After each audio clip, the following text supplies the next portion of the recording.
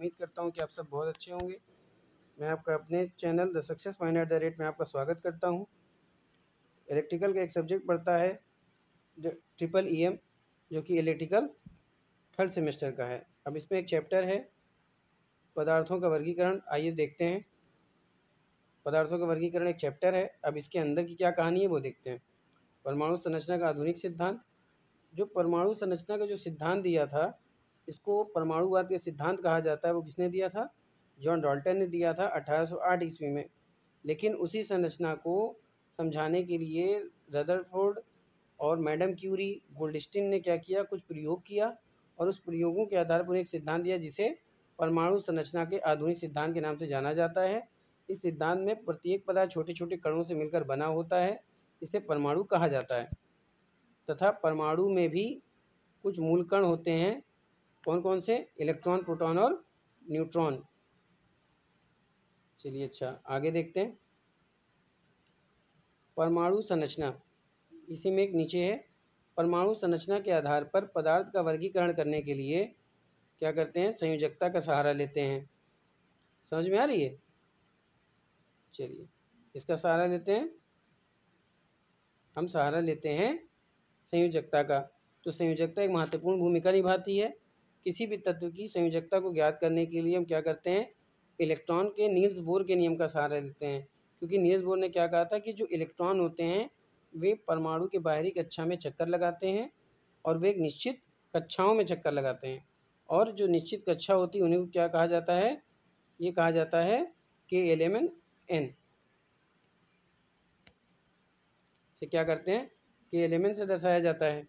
अच्छा अब बात करते हैं कि किसी, जैसे ये कोश हो गए, अब इस कोश में इलेक्ट्रॉन की संख्या का निर्धारण किस आधार पर करेंगे? ठीक है, तो इसमें क्या होता है कि इसमें एक सेल होता है, एक सबसेल होता है और इलेक्ट्रॉनों की संख्या होती है। तो ये जो सेल होती है आपके K11, इसमें क्या होता है? ये सब छोटे छोटे सबसेल में बटे होते हैं। तो जो के सब में सबसेल होता है उसमें उपसेलों की संख्या कितनी होती है, यानी सबसेलों की संख्या कितनी होती है? एक, जो कि S होती है। और इसमें अधिकतम कितने इलेक्ट्रॉन हो सकते हैं? 2 इलेक्ट्रॉन हो सकते हैं। जब L की बारी आती है तो इस सेल में 2 सबसेल होते हैं। कौन कौन से? S और P होते हैं। इसमें कितने इलेक्ट्रॉन हो सकते हैं? 8 इलेक्ट्रॉन। फिर M की बात करते हैं तो M में 3 सबसेल होते हैं, SP और D। S में 2 इलेक्ट्रॉन, P में 6 इलेक्ट्रॉन, D में 10 इलेक्ट्रॉन। तो टोटल मिला के कितने इलेक्ट्रॉन हो गए?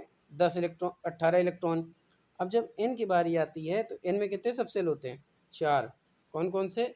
S, P, D और F। S में अधिकतम 2 इलेक्ट्रॉन, P में अधिकतम 6 इलेक्ट्रॉन, D में 10, F में 14। ये मिला कितने हो गए? 32 इलेक्ट्रॉन। बात समझ में आ रही है? और ये जो इलेक्ट्रॉनों की संख्या का निर्धारण है ये कैसे निकलेगा? 2n स्क्वायर से निकलेगा। चलिए आगे चलते हैं। अब जानते हैं कि जो परमाणु जो जिन कणों से बना होता है उसी को क्या कहते हैं? मूल कण। तो ये मूल कण क्या होते हैं?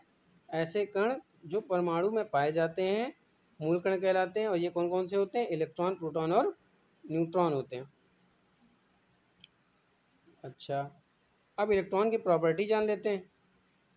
देखिए इलेक्ट्रॉन क्या होता है? इलेक्ट्रॉन एक ऋणात्मक प्रकृति का होता है, यानी कि ऋणात्मक कण होता है। और इसकी खोज किसने की थी? जे थॉमसन ने की थी। कब की थी? 1897 में, यानी कि 1897 में। और इलेक्ट्रॉन का द्रव्यमान प्रोटॉन के द्रव्यमान का 1837वां भाग होता है। समझ में आ रहा है? चलिए आगे चलते हैं कि जो इलेक्ट्रॉन का द्रव्यमान होता है वो कितना होता है? इलेक्ट्रॉन का द्रव्यमान होता है 9.1 गुणे 10⁻31 किलोग्राम। ठीक है, उसके बाद अब आवेश की बात कर लेते हैं। तो इलेक्ट्रॉन पर आवेश का मान कितना होता है? 1.6 गुणे 10⁻19 कूलाम। अच्छा अब आगे चलते हैं, प्रोटॉन की बात करते हैं। तो प्रोटॉन भी क्या होता है? प्रोटॉन भी एक कण होता है जो कि धनात्मक होता है। प्रोटॉन की खोज किसने की थी? रदरफोर्ड ने की थी और गोल्डस्टीन ने की थी। जब रदरफोर्ड ने प्रोटॉन की खोज की थी, ये कब की थी? 1800, इन्होंने की थी 1836 में। और गोल्डस्टीन ने कब की थी? 1919 में। बात समझ में आ रही है? चलिए आगे चलते हैं। आगे चलते हैं। प्रोटॉन का द्रव्यमान की बात करें तो प्रोटॉन का द्रव्यमान कितना होता है, 1.6762 × 10⁻27 किलोग्राम। उसके बाद आवेश की बात करते हैं तो आवेश कितना होता है, 1.6 × 10⁻19 कूलाम। अच्छा, अब प्रोटॉन के द्रव्यमान की बात करते हैं।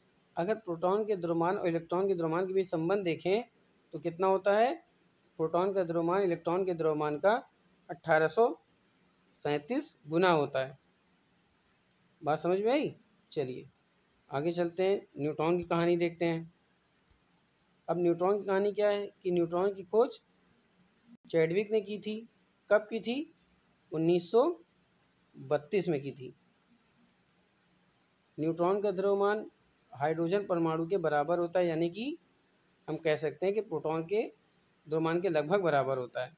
और जो न्यूट्रॉन होता है वो क्या होते हैं, उदासीन। उदासीन कण का मतलब कि जो न्यूट्रॉन होता है उस पर किसी भी प्रकार का आवेश नहीं पाया जाता है। बात समझ में आई। चलिए फिर आगे चलते हैं। अब आगे चलते हैं तो जानते हैं नाभिक क्या होता है। जैसे किसी भी चीज़ का भार होता है, किसी भी चीज़ का केंद्र होता है और उसका समस्त भार उसमें क्या होता है, केंद्रित होता है। ठीक उसी प्रकार से नाभिक की बात है तो नाभिक भी क्या होता है, परमाणु का केंद्र होता है। और नाभिक की खोज किसने की थी, रदरफोर्ड ने की थी। नाभिक एवं प्रोटॉन के बीच का जो बंधन होता है वो क्या होता है, मजबूत होता है, क्योंकि प्रोटॉनों की संख्या ही ज़्यादा होती है। और नाभिक और इलेक्ट्रॉन के बीच संबंध की बात करें तो क्या होगा, संबंध बहुत कमज़ोर होगा। क्यों कमज़ोर होगा, क्योंकि इलेक्ट्रॉन जो होता है वो नाभिक से काफ़ी दूर होता है। अच्छा, अब बात करते हैं कि नाभिक स्थित कहाँ होता है, ये परमाणु के केंद्र पर स्थित होता है। चलिए आगे चलते हैं। अब परमाणु संरचना के आधार पर पदार्थों का वर्गीकरण की अगर हम बात करें तो कैसे होंगे। पहला होगा चालक।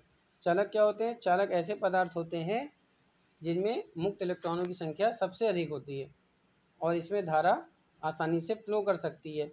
यानी कि चालक एक ऐसा पदार्थ होता है जिसमें धारा आसानी से फ्लो कर सकती है या प्रवाहित हो सकती है, वो क्या कहलाती है, चालक कहलाती है। चालक होते क्या क्या हैं, जैसे आपकी चांदी हो गई, एल्युमिनियम हो गया, तांबा हो गया।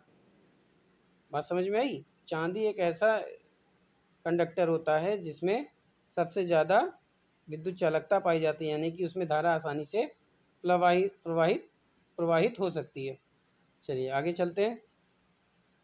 अब बात करते हैं सेमीकंडक्टर की। तो सेमीकंडक्टर वह पदार्थ होता है जिसमें मुक्त इलेक्ट्रॉनों की संख्या चालक पदार्थों से कम तथा विद्युत रोधी पदार्थों से अधिक होती है। ये अर्धचालक पदार्थ कहलाते हैं, यानी कि ऐसे पदार्थ जिनमें इलेक्ट्रॉनों की संख्या क्या होती है, इलेक्ट्रॉनों की संख्या चालक पदार्थों से कम होती है और विद्युत चालक पदार्थों से अधिक होती है, क्योंकि धारा इसमें भी प्रवाहित हो सकती है। लेकिन कुछ अर्धचालक पदार्थ जो कि आपके धातु और अधातु क्या होते हैं, यानी कि इसमें इलेक्ट्रॉन को बहने का गुण होता है। कौन कौन से, सिलिकॉन और जर्मेनियम, तो आर्सेनिक भी होते हैं और बहुत से एलिमेंट होते हैं। चलिए आगे चलते हैं। अब बात करते हैं कुचालक पदार्थ क्या होता है। कुचालक पदार्थ वे पदार्थ होते हैं जिनमें मुक्त इलेक्ट्रॉनों की संख्या क्या होती है, शून्य होती है, इसमें धारा प्रवाहित नहीं हो सकती। एग्जाम्पल देख लेते हैं, जैसे कि लकड़ी, प्लास्टिक, रबड़ और अभ्रक। चलिए आगे चलते हैं। जैसे कि आप ये संरचना देख रहे हैं, ये किसकी संरचना है, परमाणु का। अब परमाणु की जो आप सर्कल देख रहे हैं इसी को क्या कहते हैं, सेल। ये आपकी क्या हो गई, सेल हो गई। और इसके बीच में जो गोला गोला आप देख रहे हैं ये क्या है, यही आपका क्या है, न्यूट्रॉन है और प्रोटॉन है। और यही क्या है, नाभिक है परमाणु का। और इसमें जो बाहर मूव कर रहा है ये क्या है, आपका इलेक्ट्रॉन है। अच्छा, अब बात करते हैं ऊर्जा बैंड के आधार पर। अगर हम बात करें कि पदार्थों का वर्गीकरण कैसे किया जाएगा तो इसमें भी वही सब आएगा। चालक, तो चालक क्या होता है, ऐसा पदार्थ जिसमें ऊर्जा अंतराल का मान शून्य होता है, यानी कि ऐसा चालक जिसमें एयर गैप का मान क्या होता है, शून्य होता है, क्योंकि इसमें जो चालन बैंड होता है और कंडक्शन बैंड यानी कि चालन बैंड और संयोजकता बंध के बीच में किसी भी प्रकार का कोई गैप नहीं होता है, क्योंकि इलेक्ट्रॉन इसमें क्या करते हैं, आसानी से फ्लो कर जाते हैं, आसानी से कंडक्शन बैंड से वैलेंस बैंड में चला जाता है। चलिए आगे चलते हैं। अब देखते हैं सेमीकंडक्टर। तो सेमीकंडक्टर का बैंड गैप क्या होता है, इंसुलेटर से क्या होगा, कम होगा, और कंडक्टर से क्या होगा, ज़्यादा होगा।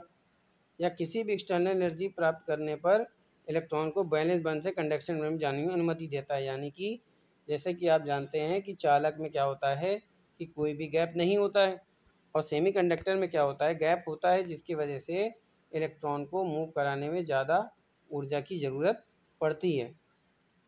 अब बाहर से एक्सटर्नल सोर्स दिया, बाहर से हमने क्या किया, एनर्जी दी। जब बाहर से एनर्जी दी तो इलेक्ट्रॉन मूव करके कहाँ चले गए, कंडक्शन बैंड से वैलेंस बैंड में।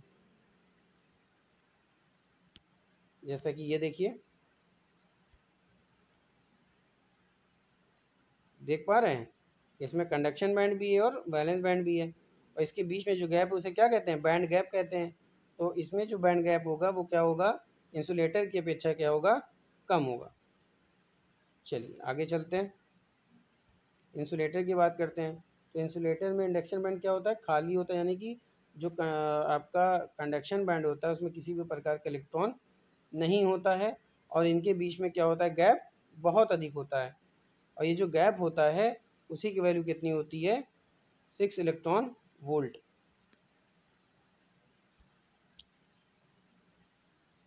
देखिए इसमें क्या है, इसमें सबसे ज़्यादा एनर्जी बैंड गैप पाया जाता है।